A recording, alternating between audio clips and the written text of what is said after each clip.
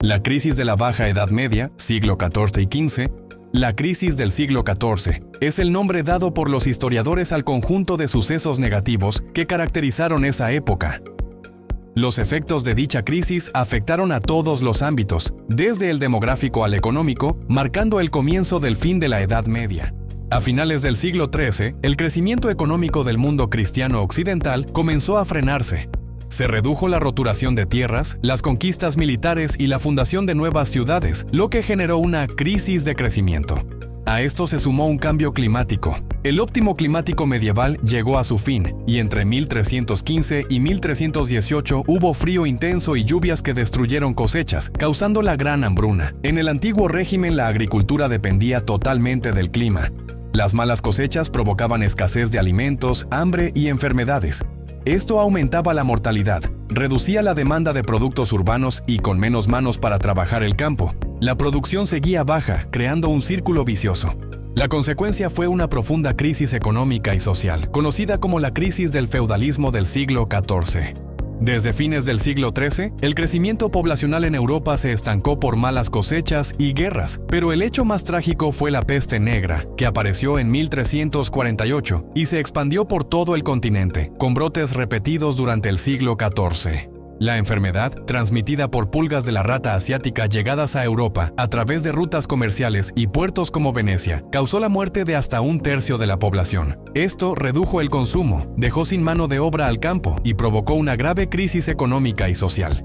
La despoblación rural tras la peste y las hambrunas provocó escasez de alimentos y abandono de señoríos. Para mantener sus rentas, los señores aumentaron la presión sobre los campesinos, lo que generó revueltas motivadas por el hambre, la enfermedad y la incertidumbre. Destacan la Jacquerie francesa de 1358, la revuelta inglesa de 1381, las remensas en Cataluña y los irmandiños en Galicia, todas reprimidas por la nobleza. En Castilla, la salida a la crisis fue el auge de la ganadería ovina merina, que requería menos mano de obra que la agricultura. La miseria general y la ruina de parte de la baja nobleza llevaron al cuestionamiento del feudalismo y tras 1492 impulsaron la huida hacia América. La crisis demográfica y la peste afectaron duramente a las ciudades. Muchos campesinos emigraron al ámbito urbano, pero allí los brotes fueron aún más mortales por la concentración de población. Las ciudades se cerraban 40 días en cada brote, y muchas perdieron gran parte de sus habitantes, aunque los supervivientes, especialmente la burguesía, acumularon capital. La economía urbana también se resintió. Los gremios de artesanos, zapateros, herreros, carpinteros, etc., vieron caer la demanda, lo que provocó el cierre de talleres y la reducción del comercio local e internacional. Zonas productivas como Flandes o el norte de Italia redujeron hasta un 80% su producción textil, y ferias internacionales como las de Champaña prácticamente desaparecieron. Los burgueses, habitantes de las ciudades, quedaron en una posición social ambigua dentro del orden feudal, sin encajar plenamente en los estamentos tradicionales de clero, nobleza y campesinado.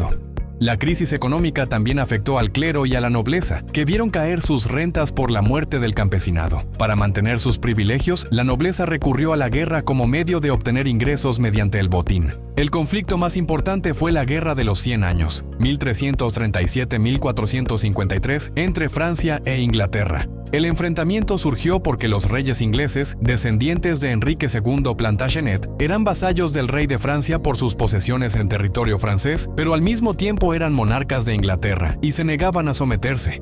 La guerra terminó con la derrota de Inglaterra, que solo conservó Calais, y supuso el inicio del cuestionamiento de las relaciones feudales de vasallaje.